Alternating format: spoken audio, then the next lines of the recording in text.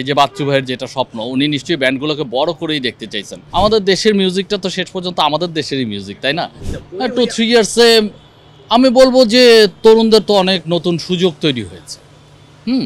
অনেক রকমের কনসার্ট আছে যেটার একটা ট্র্যাডিশন ছিল, সেগুলো এখন হচ্ছে না। এটাকে আমি বলবো সময়ের পরিক্রমা। সময়ের কারণে অনেক কিছু চেঞ্জ হয়। তো ওই চেঞ্জের একটা পার্ট হচ্ছে যে ওই ধরনের আয়োজন হচ্ছে না। আবার নতুন কিছু আয়োজন এসেছে, যেই আয়োজনটা আগে ছিল না। সো আমি বলবো যে এখানে আমি পজিটিভ দেখি। আমার মনে হয় যে একটা ডিরেকশনের দিকে যাচ্ছে। তবে আমাদের মিউজিশিয়ানদের আরেকটু সচেতন হতে হবে হয়তো, যে এই ডিরেকশনটা কোন দিকে যাবে সেটাকে কন্ট্রোল করার বিষয়। কারণ আমাদের দেশের মিউজিকটা তো শেষ পর্যন্ত আমাদের দেশেরই মিউজিক, তাই না? সো আমরা কি করতে চাই বা কিভাবে এটাকে দেখতে চাই সেই অনুযায়ী কিন্তু আমাদের নিজেদেরও পথ চলার একটা দায়িত্ব থাকে।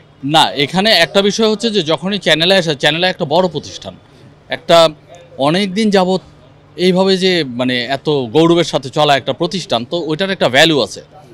প্লাস বাম্বার কথাটা চিন্তা করেন, আমাদের সমস্ত ব্যান্ড, বাংলাদেশের সব ব্যান্ডকে নিয়ে কিন্তু বাম্বা সংগঠন। তো এই সংগঠনের ভ্যালুটা কত স্ট্রং, এবং ওখানে কিন্তু আমরা সব ব্যান্ড স্বতঃস্ফূর্তভাবে ওখানে পারফর্ম করার জন্য রেডি হয়ে বসে থাকি, ইগার হয়ে বসে থাকি।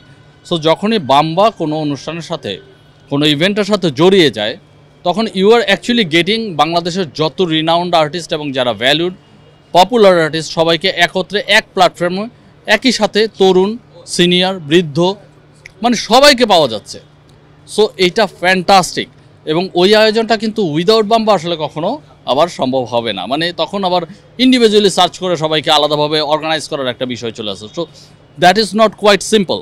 এই যে বাচ্চু ভাইয়ের যেটা স্বপ্ন, উনি নিশ্চয়ই ব্যান্ডগুলোকে বড় করেই দেখতে চাইছেন, উনি তো আর ছোটো করে দেখতে চান নাই, তাই না? সো ওই জায়গাটাকে আমরা ইমপ্রুভ করতে পারবো কিন্তু আসলে আমাদের কোঅপারেশনের মাধ্যমেই এবং আমাদের পারস্পরিক আন্ডারস্ট্যান্ডিংয়ের মাধ্যমে।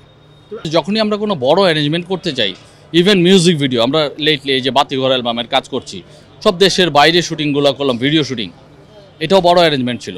25 বছরের celebration, that was the biggest. অনেক বড় আয়োজন করতে হয়েছে, মুম্বাই অর্কেস্ট্রাকে ইনভলভ করতে হয়েছে, কারণ আমরা অর্কেস্ট্রা সহ করতে চেয়েছিলাম, দেশে অর্কেস্ট্রা নাই।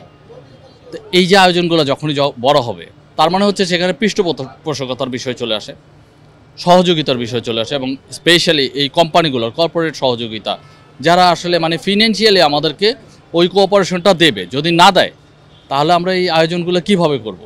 তা আমরা অবশ্যই করতে চাই, আমাদের সদিচ্ছা আছে, শিরোনামহীন কাজ করতে চাই, দেখাতে চাই। কিন্তু সেটা করতে হলে যে কোঅপারেশনটা, সেটা আমি আপনাদের এই চ্যানেল আয়ের মাধ্যমে এই আহ্বানটা রাখলাম যে আপনারা যদি আমাদেরকে কোঅপারেট করেন, আমরা আসলে অনেক কিছু দেওয়ার জন্য প্রস্তুত আছি।